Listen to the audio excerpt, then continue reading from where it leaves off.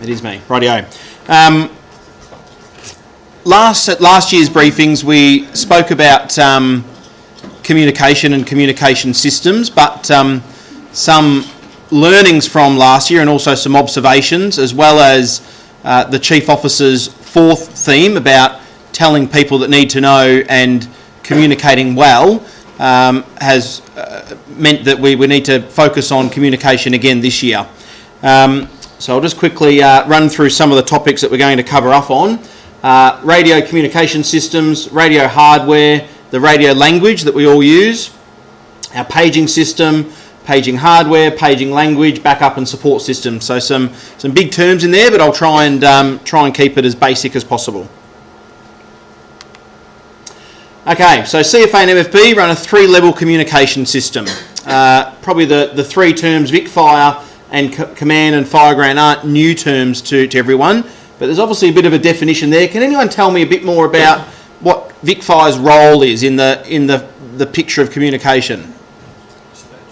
Dispatch? Yep. What else? What's another key function that VicFire do? Record, yeah, they keep a record. So they're not there to make decisions for you or to tell you whether you should or shouldn't be responding. That's your decision. They're a logistical support mechanism to help you in the field, not to replace you in the field, if that makes sense. Now this next one, command system or command channel, is something that often confuses people. So can anyone put their hand up and tell me what a command channel is? Or what it often gets confused with? No volunteers? I better explain it then. Because this was reiterated last year, but it again has caused some confusion in the field. And again, I'll reiterate the importance of the readiness and response plan, because there's some really good information in there that will help you better understand a command channel and a fireground channel. So firstly, I'll talk about a fireground channel. Every group has a default fireground channel, Wodonga group, channel 354, so it's predetermined. Quite often now you hear appliances responding to a call, book on scene, make a control point and nominate a fireground channel all in the one breath, which is fantastic to see. So the intent of a fireground channel is to ensure communication on the fireground. So truck to truck, it's only line of sight. So if you can't visually see the truck or it's not in the near vicinity, you're not going to be able to communicate with it. So that's the purpose of a fireground channel. Any questions about that one? Good. Command channel is a little bit different. So it utilises a repeater on a hill to allow communication over a greater distance. So quite often people are on a command channel on their radio and say to me, you know, I'm here in my truck and I can see the truck over there, but they can't hear me on the radio. Well, that's because it needs to go back to a repeater somewhere, and it mightn't be the geographically best repeater to be utilised to bounce off that repeater to go to wherever you're trying to transmit to. So if you're trying to communicate on the fireground, so the immediate area, use your default fireground channel, which is again in the readiness and response plan. But if you need to communicate back to an LCF, back to the group, then you need to utilise a command channel. And again, that's in the book as well. And there's even, it goes at the next step where in the book it's got computer generated modelling to show where the footprint is for that repeater channel. We utilised that, where's Mark, for the Cancuna search a couple of weeks ago to work out what is the best channel to communicate from Cancuna back to Dedarang. We went through the book and we worked out 355. We'll be able to supply communication from that point to that point. So it's there and it's a tool to use. So any questions about that? That's good. Hopefully we can get this sorted for this year, because it did cause a lot of problems last year. So one channel, 524, with multiple repeater sites, so 22 in fact, scattered all around the district, again on hills, on existing infrastructure, to ensure coverage right across the district. The system is owned and maintained by Telstra, and the sites in our district are Apex Hill, or also known as Top Tank Hill, sitting above Myrtleford, Big Hill in Kiwa, Bundalong. They're far and wide, and here's a bit of a map to show a bit more information as to where the channel 524, so the VicFire repeater channels are. So not command channels, the VicFire dispatch channel. So a bit more about the command channel. Single repeater site, so a single channel number to a single site. So one repeater. It doesn't. It's not like VicFire where it bounces off other repeaters to get to wherever you're trying to transmit to. It's just the one repeater, up to repeater, down to wherever you're trying to transmit to. So predominantly utilised between the field and an ICC, a DivCom, LCF, staging area, district headquarters, etc. It was interesting even that the Cancuna search a few weeks ago, given the radio tower we've got here and the height of it, I could actually hear that channel and what was occurring at Dedarang from here, which was great to just have a bit of situational awareness as to what was going on out there. So the system, the command system is owned by, along with a black network owned by EMV, which in the future will become multi-agency channels for joint incidents. So this is something that isn't in place yet, but is over the horizon to ensure better communication between all emergency management partners, which will be fantastic. So that's just a bit of a picture to describe what I was talking about. So from your fire truck there, up to the repeater channel on the hill, back down to a truck or to the LCF or whatever it is.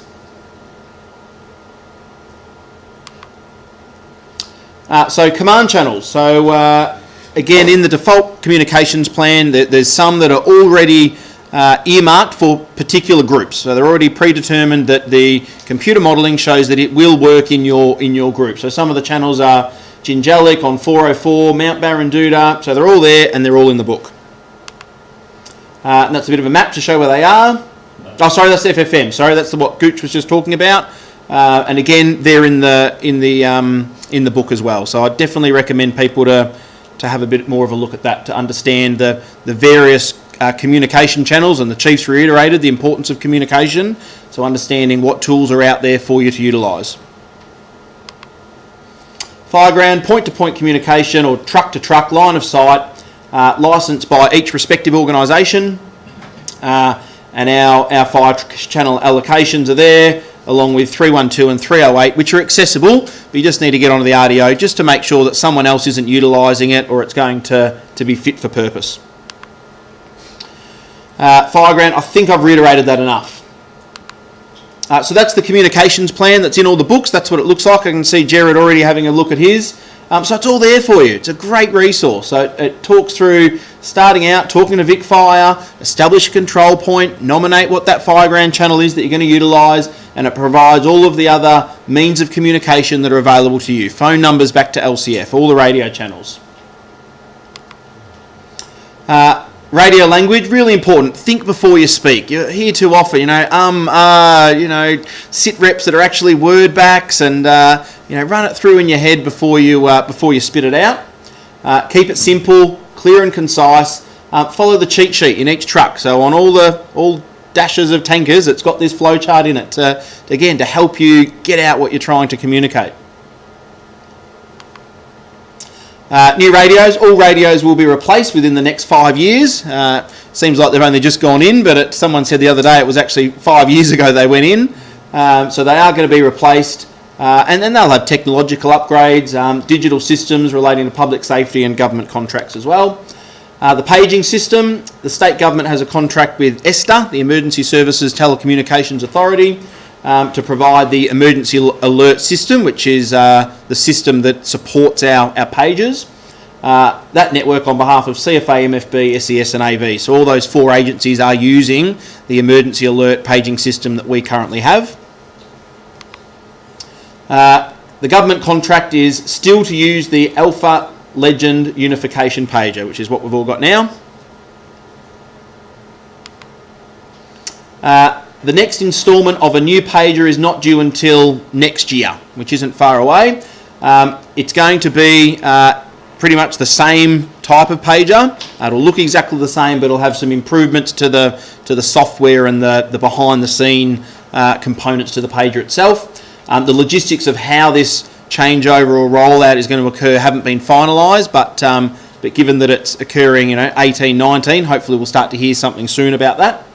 The paging system is the only government contracted system with failure standards. So there's been some discussion about utilising mobile phone, SMS type facilities, but it just doesn't provide the best coverage to Victoria, whereas the pager system, I think it's 98% of the state the pages are covered through, but the mobile phone network is only in the 70s, so we just can't get the penetration to the state off the mobile phone reception as well as we can pages. There's still been some issues about interpreting a pager message, and to some it probably seems a bit basic, but I'm just going to quickly run through it. This was an event, it's actually a real event that was at Falls Creek 2 months ago, I think now.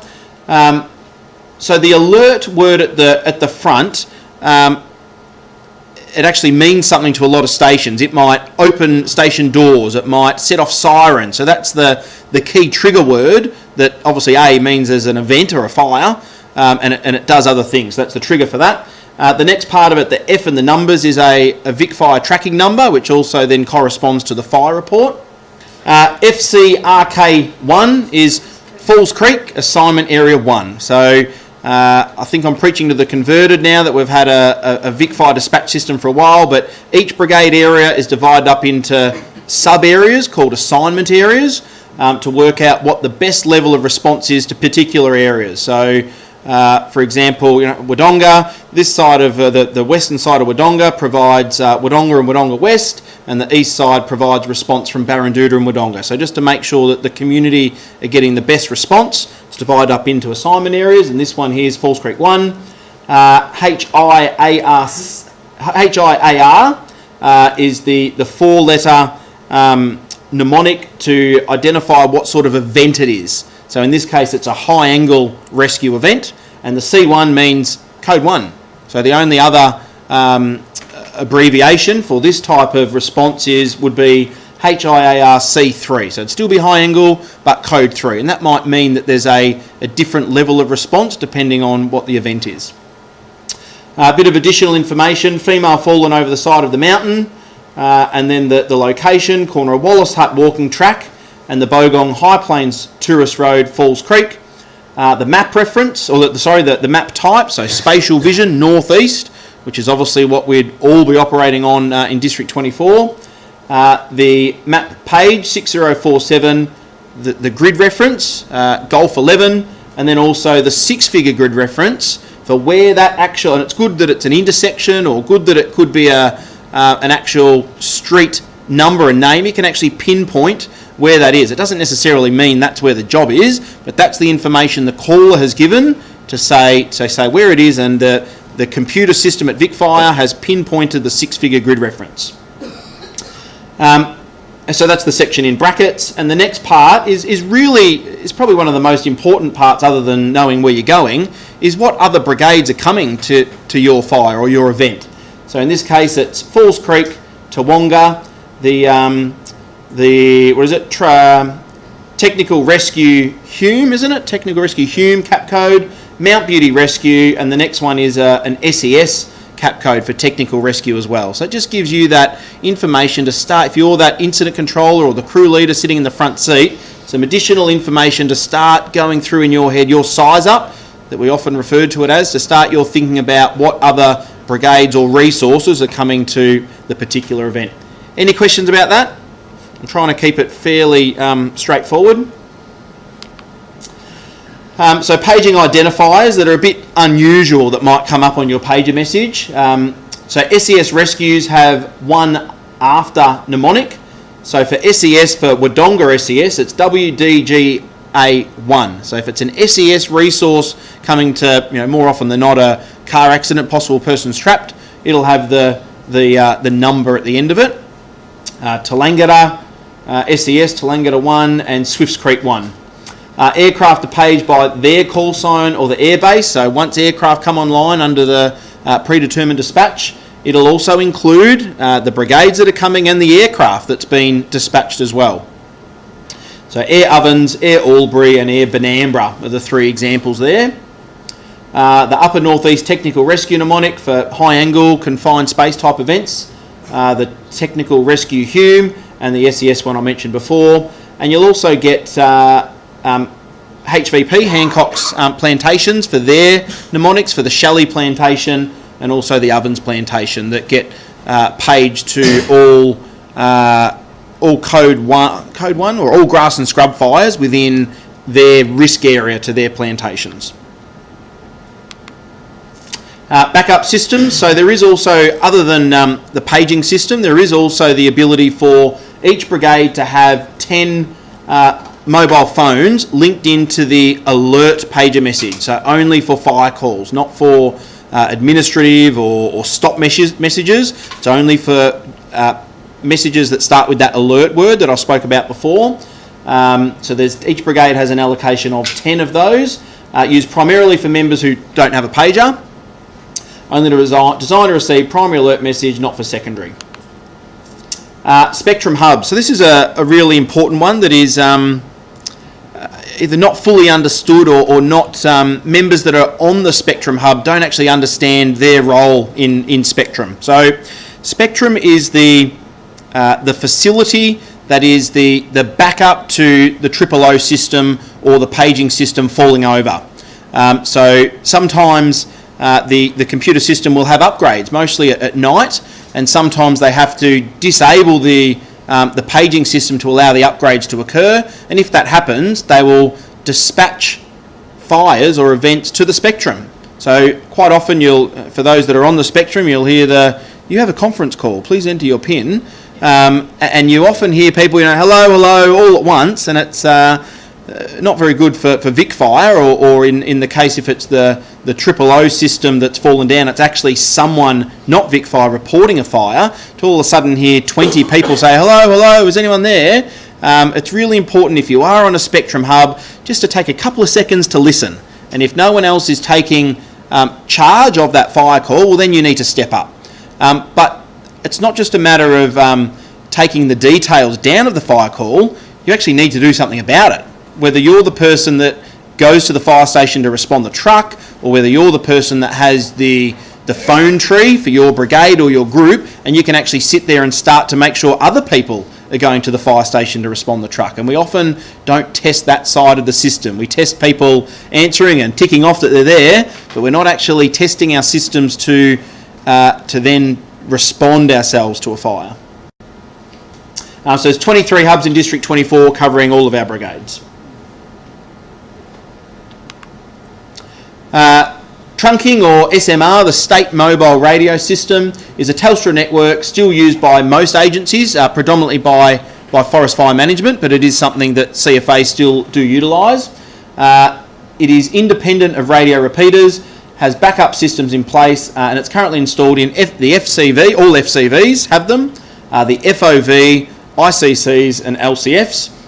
Some groups still have them in place with group officers and DGOs. So it's just another means of communication that you can utilise to get through to someone. So it's not dissimilar to a mobile phone, but it only has one-way communication. So you can't, and I guess trunking is covered in minimum skills, so everyone should have an understanding of it, but you can't obviously talk over the top of one another.